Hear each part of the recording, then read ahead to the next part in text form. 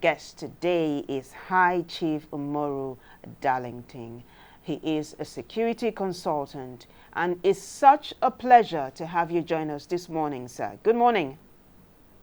Good morning. A pleasure being here once again.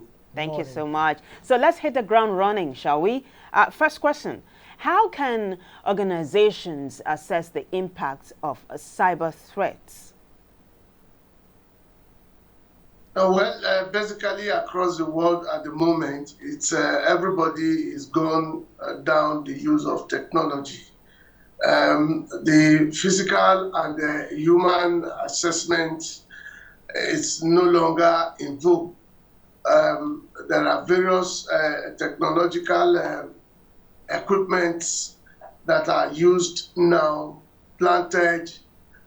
Sometimes you use the UAVs, the UGVs, and other technological equipments, for a quick results and all of that. Well, in this part of the world, like the third world countries, or what most governments still rely on is the physical assessment, the use of humans, aside from equipment, and as a result, you get some of you don't get proactive in most times. Reactionary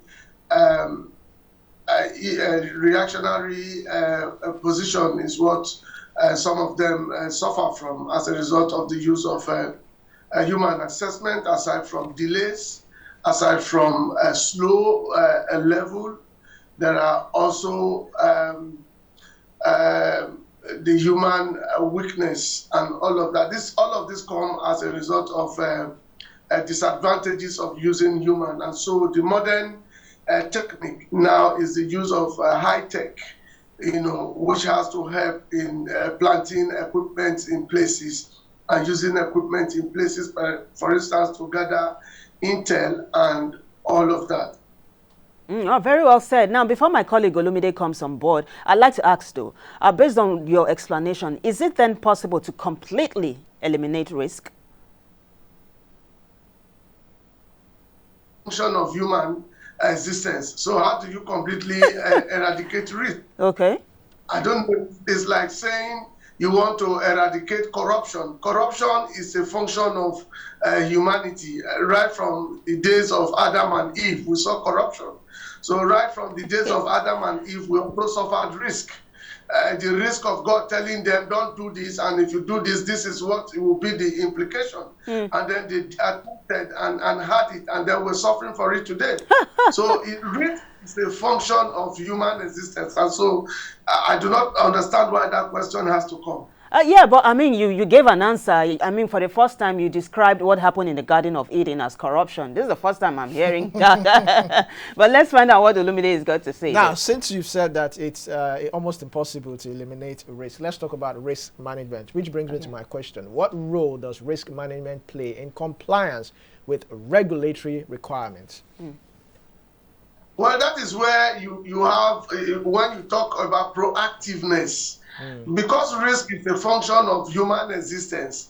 Well, if you want to look at it from the point of insecurity and security per se, then there are things you expect, particularly from global happenings. For instance, you saw the global protest, the Arab wing the other time that spread across the northern part of the continent and some, I think, far east of the world. And so you saw the protests that also started somewhere in some West African countries that also got into Nigeria. So all of this, there are when things are happening, the world, they say, is a global village now. And then you have almost similar issues, particularly with the global economic meltdown, that has been on for some time. So there are things you expect. And so that is when I heard you talk about being proactive. What do you do to manage those risks, particularly when you expect that they would come? You have to have your elements up those responsible for security instance for instance will need to expect that when things like this come, they'll have to be prepared. And so when they come, you are prepared and you are not taking unawares. But if you are taking unawares, that is when you begin to run in helter-skelter. Yeah. And then managing those things will now be like the 11th hour thing, and when you want to take measures that may not conform with the best practices of the world, and so you be prepared for all of this technologically, human. For instance, if you want to begin to gather intel to get yourself prepared for some of those things, then you'll be prepared for the artificial intel and the human intel, and then they meet at a point, and then you'll be ready. When they come, you'll be able to manage them. All right. So how then can organizations balance the cost of risk mitigation with potential benefits? And when you say organizations, I don't know, organization in economics, organization in security. Take, for example, an organization, a bank, recently who was hit online, though it came out to say it was a scam eventually, though. You are a security expert. Even in economics, there are security risks, right? Yeah. Yes. So that's it. So, for example, a bank. Well, for a bank, you see, like I said risk. The world, the level of technology we are having in the world today is advancing by the second. And so you need to follow the trend. A bank does not need to live on the past technology they've been using, where people are developing current equipment in terms of technology to advance. Yeah. And so if you're a bit late and somebody is ahead of you, it will be easy for those criminals. Look, one thing criminals do is to try as much as possible to beat existing technology, so that they can be ahead of you. They study the technology you have, they find ways of beating those technology and then penetrating you. That will continue to exist. That is why in most times you find the banks or banking industry almost every quarter or thereabout updating their equipment. You receive messages, they will tell you that, well, for so and so time, between this time and so time, we'll be upgrading our equipment, and so services will be obstructed. Because they want to meet up with modern technology. If you are far behind, the criminals are very clever. They can pay anything to do anything to advance beyond you, to be able to beat your own technology and steal from you. It's also applicable. That's about economics, financing now. In security, for instance, for drug bearers, those who carry drug across the land borders and the seaports. What they try to do is to beat this technology you put there, like the scanners. There are things they do when they carry some of these things in their vehicles to cross. When we talk about forced compartments now, they plant these things in the vehicle and the scanners will not be able to access some of them. So that is advancement of technology. And so the security agencies are also seeing what they could do. For instance, you have the trackers. Those tracking equipments that are supposed to help monitor some activities. Some of them now that were started with initially are obsolete. They are going obsolete. And so they can be easily beaten by these criminals who are doing everything to get ahead of those technology that were started. And so if you are not in tune with modern technology and you're living in the old with the old arrangement, it will be easier for these people who are researching and paying researchers heavily to help them achieve some of these things, develop ahead of these persons, and then be able to look across the world. If you wait 2 hours, 24 hours, 48 hours, some other persons are sitting down trying to get ahead of you. Not even in America, not even in Britain. Talk more of Nigeria. Thank you very much. Now, so how can organizations measure the effectiveness of their risk management programs? where they have experts, they have a department. Train those of them who are in that department. Measure up with modern technological equipment. Train your men on how to use them. I'll give you a simple example. Nigeria bought Tucanos from America. Yes. The network is not doing justice this morning, but we do apologize. Maybe if we were able to get him back on. But it's a very important question I was asking him. That how do companies, how do they measure the effectiveness of their risk management programs? I think it's back, and he has an interesting take on this I'd like to listen to. Are you back? Sorry, forgive me. Yes, I think I'm back. The call was nothing. Oh yeah, right. Please go ahead. For the Tucanos, before America sold Tucanos to us, we have 12 pieces of them now. Before America sold those Tucanos to us, it took a number of years and it went through different administrations. Okay?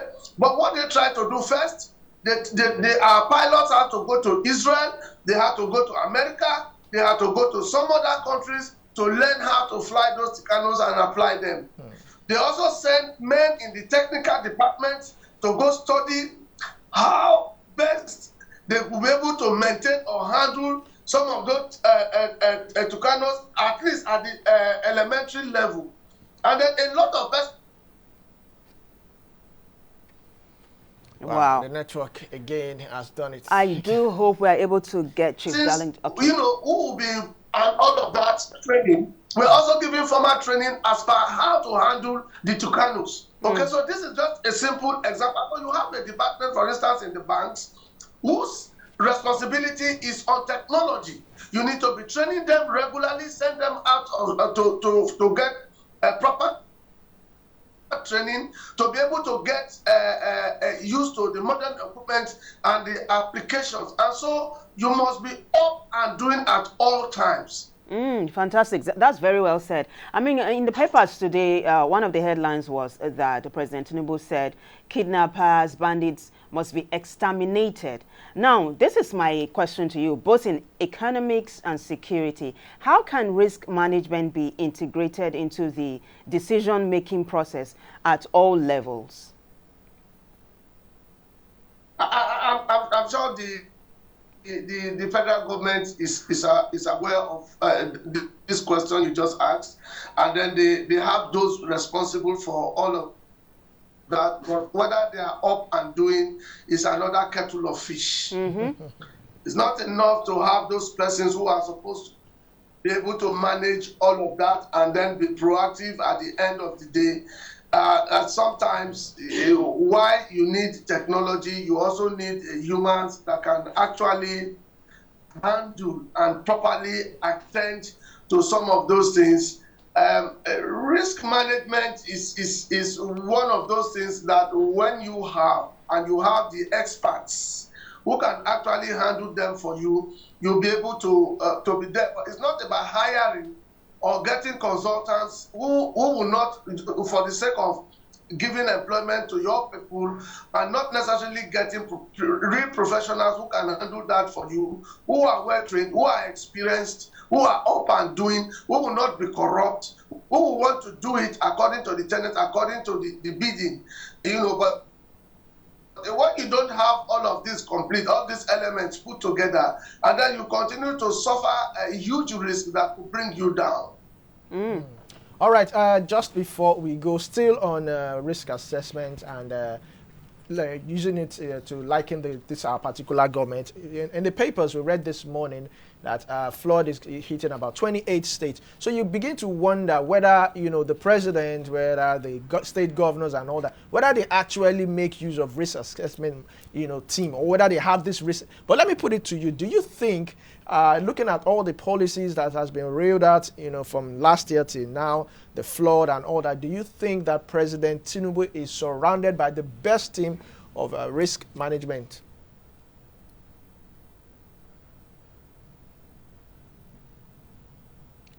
Are you there? I think. Oh, wow. I think we're having it. Best team in parentheses. When you say best, when you say best team, I don't know. Sorry, please, obstruction. Some calls trying to come on in. Okay. When you say best team, well, he has gathered or inherited also the number of persons in. You have, for instance, you have the what do you call them now? I beg your pardon. Now you have NEMA, Yes. for instance. Yes. You have some other agencies that are meant to help the government, with proactive measures. Yes. Reading of weather, telling people. But another challenge is one thing for the experts to actually tell the people about what to expect. We have heard this year how much we've been told about flooding, and then areas where floodings are expected to take place. And then sometimes you find situations where people are even told to evacuate certain areas and move to some other places to reduce the risk, particularly when it has to do with nature. But sometimes, do we really have places to relocate to? One. Yeah. Two, even when we have places to relocate to, do we adhere strictly to some of those warnings, that are given by these agencies that are responsible for doing their own jobs? So it's neither about whether Mr. President actually has the best of risk management experts, or whether the people themselves are ready to adhere. Because it's all about, for instance, in some countries across the world, if it is reported, if warnings are given by agencies who are responsible for, say, about flooding now. All right, Chief, we need to the wrap. Government also have Chief, areas. Chief, I'm sorry to come in. Chief Darlington, I am sorry to come in, but we have to wrap this up now. So sorry, but time is of the essence. Well, you've been very fantastic on the show as usual. Thank you for being a part of the show this morning. My pleasure being here. Thank you. And thank you for stopping me from moving to where I'm supposed to have been before now. Thank you. Do have a fantastic day ahead. And that was Chief Darlington Umoru. Hi, Chief Umoru Darlington. And we talked about risk assessment and management, identifying and mitigating potential security threats.